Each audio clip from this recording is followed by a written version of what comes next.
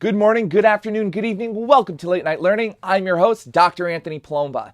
Now, today we're going to be breaking down academic research. And I know for some of you, this may be a dry topic. You may be asking yourself, what does academic research really have to do with what I do? I'm never going to need to know it. It's not going to help me.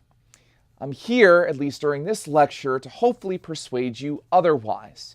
We have products and services such as Google, which was founded by several PhD students at Stanford, and Gatorade, which was founded by several researchers at the University of Florida, who combined Gator and lemonade to Gatorade, that's where the name comes from, as products and services that we rely on every day.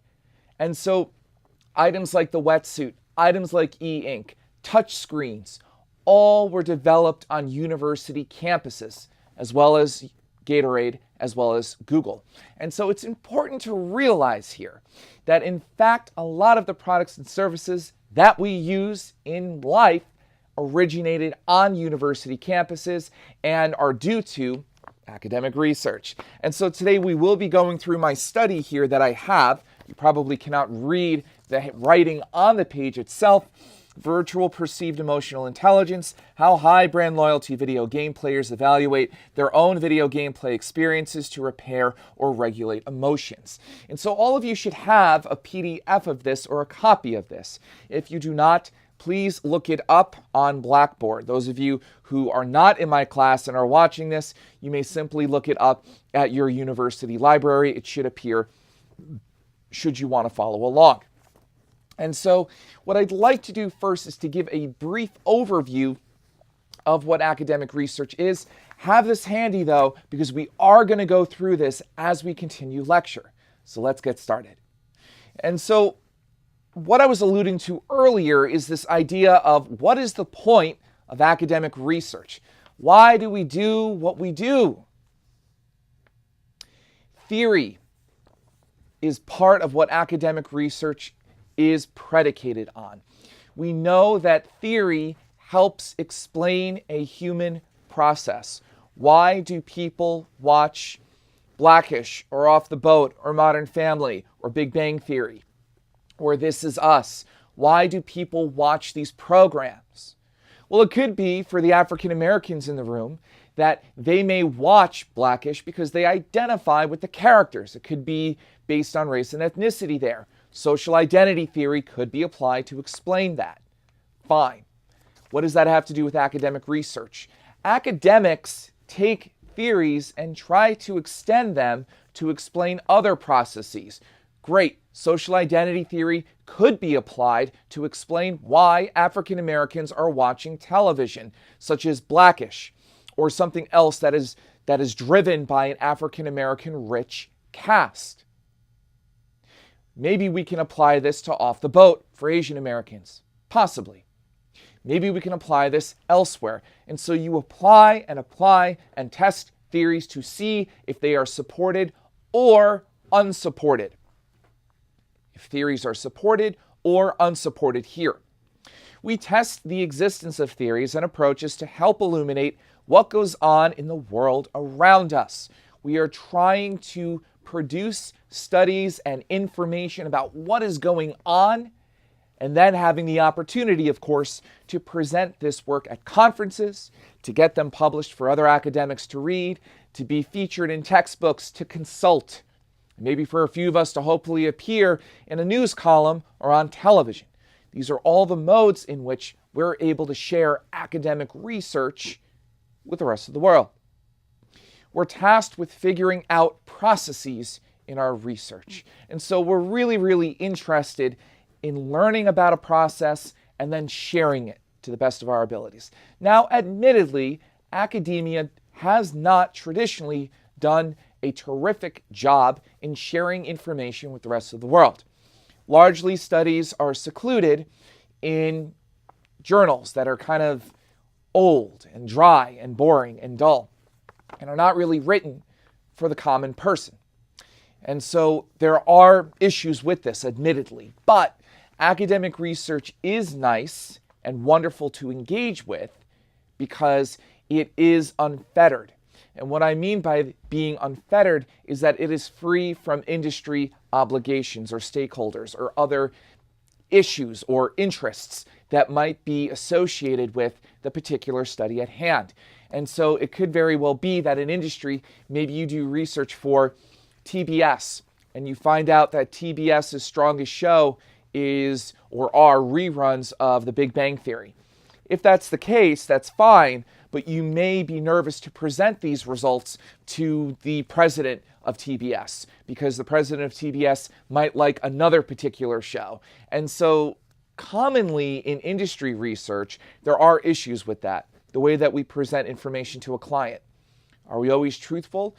Sometimes we are, sometimes we aren't. I can speak from experience. Sometimes researchers in industry spin, withhold, or try to create a narrative that appeals to a client. But it may not be 100% accurate, or it may be hiding certain kinds of information that are really vital to the health and integrity of the client company. Yes, unfortunately, this does happen from time to time. And I wouldn't want to withhold that information from any of you here. Part of the reason why I wanted to come back to academia after being in industry was that in academia, all you had to worry about was creating and producing a solid research study with an excellent method, really strong statistics or strong analysis, even if it's qualitative, strong analysis, and being able to be unfettered and to just be able to say, these are the results. It doesn't matter if HBO doesn't like them. It doesn't matter if NBC doesn't like them. It doesn't matter if Saatchi & Saatchi isn't thrilled with this ad study. It doesn't matter if any of these other big firms aren't happy. It's irrelevant. In academia, what we're concerned about is what the truth is. Really an honest, pure truth. And that's part of the reason why I've fallen in love with this, is that you don't really have to worry about what other people think. You have to be honest and transparent, of course, but you are not influenced by stakeholders and other people. And so it's very refreshing to be a part of it. Let's keep going. So great, you're testing theories. Who cares? Well, in replicating studies and finding similar results and being able to support theories and approaches, we get a better sense of how the world works. We get a better sense of how important social identity theory might be when launching a new TV program. We can actually use statistics to measure and predict how much social identity theory may be able to explain why people watch what they watch. That's a big deal from an advertising perspective, PR perspective, and even a creative perspective at that. From here, we can structure studies that anticipate results, allowing us to focus on refined measurements and innovation in further delving into study design. From these studies, textbooks, consulting, software, books, and other products and services are produced. Let's keep moving. Introduction to an academic introduction. So if you can get out the academic studies that I was referring to earlier, have them at your side as we go through this. So for the first paragraph, we are seeking to go from general to specific. The goal here is to go from general to specific. We start with a general sense of an idea and whittle it down to what we are interested in. If you look at my study, and you can pause this video, take a moment to read the first 3 paragraphs up until the 4th paragraph. So read the first 4 paragraphs and stop at the 5th paragraph. Great. So you've probably read the first several paragraphs here. Now, in this particular study, I was talking about at first, in the first paragraph, if you read the first topic sentence, did an emotion inspire your last entertainment consumption experience? First paragraph is about emotions. We use emotions and rely on emotions all the time to determine particular consumer behavior. We may perpetuate some sort of consumption activity for when we're happy or for when we're sad. And so these common occurrences are best explained by the emotions that we might be feeling at the time. That's kind of an argument that I'm making here, right? Did an emotion inspire your last entertainment consumption experience? Fine.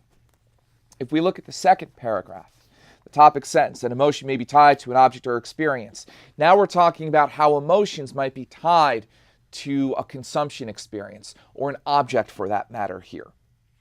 For the third paragraph, you can see at the bottom of the first page, for some, video gameplay can be prompted by an emotional episode in which there were previous mental and bodily responses toward a preceding event or engagement with an object.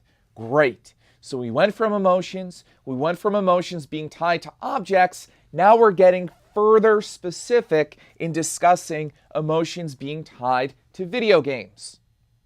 You can see very quickly, I begin in a very general sense, and we whittle down, and we start getting specific here. Terrific. And so the fourth paragraph, video gameplay is a form of hedonic and experiential consumption, directly provoking emotional arousal in video game players, including exuberance, anger, frustration, and fear, etc., etc. Fine. Okay. Let's look at the second paragraph here. Where is the gap in the academic literature review? How might this help extend the academic literature stream? Okay, if we look at the fifth paragraph in my study, past media literature on consumers' emotions management is generally based on mood management theory. Everybody see that? Excellent. When I start talking about the past here, and I recognize that on this PowerPoint slide, it's slated as the second paragraph. It really is usually the second paragraph. I had a few things here I needed to justify to make sure there was clarity in this study, but typically the second paragraph or second topic will be involved in the gap in the academic literature stream. Why am I doing this study? Where is the gap? Has this been studied before? Remember, academic research typically is always looking at something new. You are always trying to push the boundaries of science. And so that is the goal in this introductory section in my study. I have to make a case for why I'm looking at how people actively manage their moods through video game play. I have to make a case for this has not been studied before. And that's what I talk about here if you read the rest of that particular paragraph. Please take a moment to do so. You may pause the video. Terrific.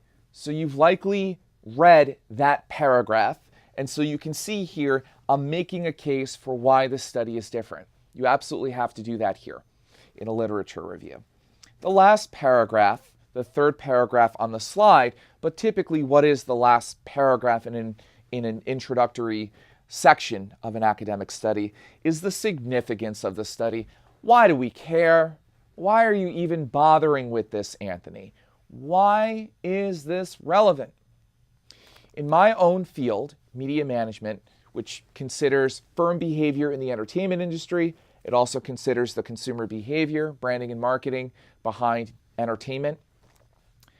You need to make a case for why this is both beneficial in industry as well as academia. And I'm always thinking of both with whatever I do. Whatever you wind up pursuing, it's important to think about industry implications as well as academic implications. Now, not all academics do this, but it is important and germane to the sanctity of your study to be able to do this because you need to give people a reason to care. Yes, you absolutely need to be a salesman or a saleswoman if you are producing a study. Because when you submit this to a journal editor, you have to persuade them that this is important, it's relevant, and it's going to be read by a lot of people. And those thoughts really should be in the back of your mind as you're creating and orchestrating a well-written introduction. Let's move along here. Okay, so what we have here in my study is if you look on page 35, or if you look at the second right column on the second page, if you will see in bold text, number 2, literature review. What is a literature review? A literature review explains theories that are being tested here, and it explains variables that are being used to measure certain concepts within the process that is under examination. Okay, that's a lot. Let's try to break this down. If we look at this a little bit closely, you'll see in the beginning of any literature review, there is theory that is incorporated here. You should always use theory or an approach here. That is very, very important to do. And so you want to be able to test some sort of process, and the way to do that is with theory. And so if you look at the first chunk here, the first section here, I have something entitled expectancy value theory. I also have at 2.2 at the bottom, uses and gratifications, which is largely more of an approach than a theory, which is a totally different conversation altogether. What I'll ask you to do now, before I move any further, is please read 2.1, expectancy value theory, and 2.2, uses and gratifications. You may pause the video. Excellent. Welcome back. And so what you can see here with expectancy value theory is that expectancy value theory really tests our own belief in an object possessing a particular attribute or behavior that will have a particular consequence, and 2, evaluation. That is the degree of affect, positive or negative, toward an attribute or behavioral outcome. And so we engage in a particular object, we use an object for something, and then we have some sort of evaluation. I'm going to use the Nintendo Switch because I think it's going to make me feel better. Great, I just played the Nintendo Switch. Now I'm going to make an evaluation over it. Now I need to think about what it's done for me actively. Boy, that was a lot of fun. Or, I don't know. I didn't really feel it. That is what expectancy value theory tries to measure here. And so if we keep going with the expectancy value theory here, you can see in the media literature, expectancy value theory has been used to buttress the uses and gratifications approach to provide a stronger conceptual framework to investigate consumers' media consumption expectations and desires. That is the topic sentence in the second paragraph under expectancy value theory. And so here I'm trying to explain where the theory has been used previously. You want to give justification for using the theory because, after all, you're using it to examine something. You want to illustrate the robustness, the strength, and the applicability of the theory as you're writing this. And then in the third paragraph, I try to tie in how this is related to video gameplay. Let's go to 2.2, uses and gratifications. You can see in the introductory sentence here, the topic sentence for the first paragraph, as expectancy value theory states that consumers evaluate outcomes from engagement with objects. This is related to the uses and gratifications paradigm, in which consumers actively consume media for desired outcomes that they internally evaluate. Terrific.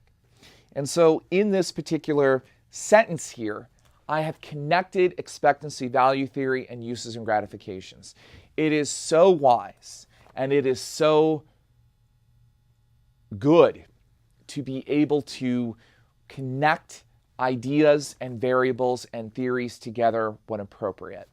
And so if I've written about expectancy value theory beforehand and now uses and gratifications, it is really, really smart to be able to link them when you talk about the next subject. If I'm talking about uses and gratifications here, it's very smart to put a reference from expectancy value theory in the first sentence while I'm talking about uses and gratifications. This allows for flow. It allows for your article to flow. That's the goal here. Okay, and so as we move along here, we're talking about two different kinds of uses and gratifications, as you saw with the paragraphs here. Fine. And so getting back to this slide that we have up, moving away from the study momentarily, the second point that I have here is that there are studies that will get published that don't use theory or approaches. I highly recommend not doing this. You really do have to have a strong case for publishing a study that doesn't test a theory or an approach, because otherwise you're not allowing for the organization of science to take place.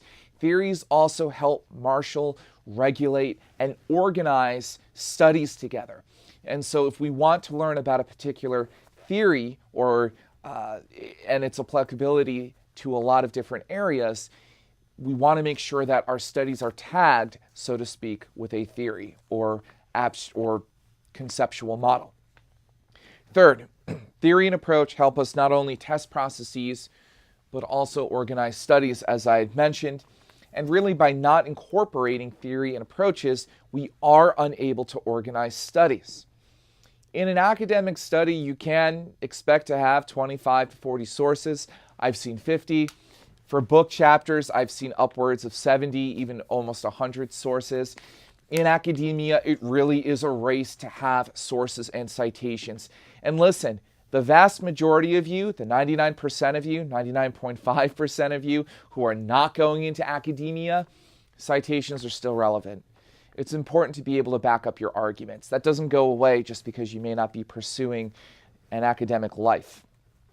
Finally, citing multiple studies allows you to bolster your argument for a particular point. Let's move along here. The next thing to talk about here are variables. Variables are factors that we measure in order to better understand a process. And so we might say to ourselves, well, what goes into my purchase of buying an Express sweater, maybe a Macy's suit, maybe a Starbucks coffee? Well, does gender play a role in that? Do more females than males drink Starbucks coffee? Or is it the other way around? What about income? Do people who make more money purchase more expensive coffee? That's possible. What about brand loyalty? That's an interesting variable. If we think about brand loyalty, many of you might have your own definition of brand loyalty. What might that definition be? Is brand loyalty the amount of times that you go to Starbucks to buy a coffee? Is it the amount of times that you watch The Big Bang Theory? This Is Us, The Blacklist? Or is it the amount of time that you spend talking about Starbucks, or following Starbucks on Twitter, or following The Big Bang Theory? Are those two different kinds of definitions for brand loyalty? They kind of are. On the one hand, we have behavioral loyalty, behavioral brand loyalty. This idea that if you frequent a particular coffee shop or if you watch a show a bunch of times, yeah, obviously you must be loyal. Maybe. Other people argue that you could define brand loyalty through more of an attitudinal brand loyalty, in which you're mostly interested in looking at brands because you have an affinity, you have a love for the brand. There's a certain attitude you have for the brand. It's not that you just keep buying the brand itself. For instance, many of you purchase Band-Aids regularly. That's a brand. I don't know that anybody here listening to this has a strong affinity for Band-Aid bandages. Probably not. And so what I'm trying to explain here is that brand loyalty can be defined in a whole host of ways. Congratulations, you've just operationalized a variable. That's exactly what it means. When we write a literature review in academia, we have to determine, what do we mean by brand loyalty?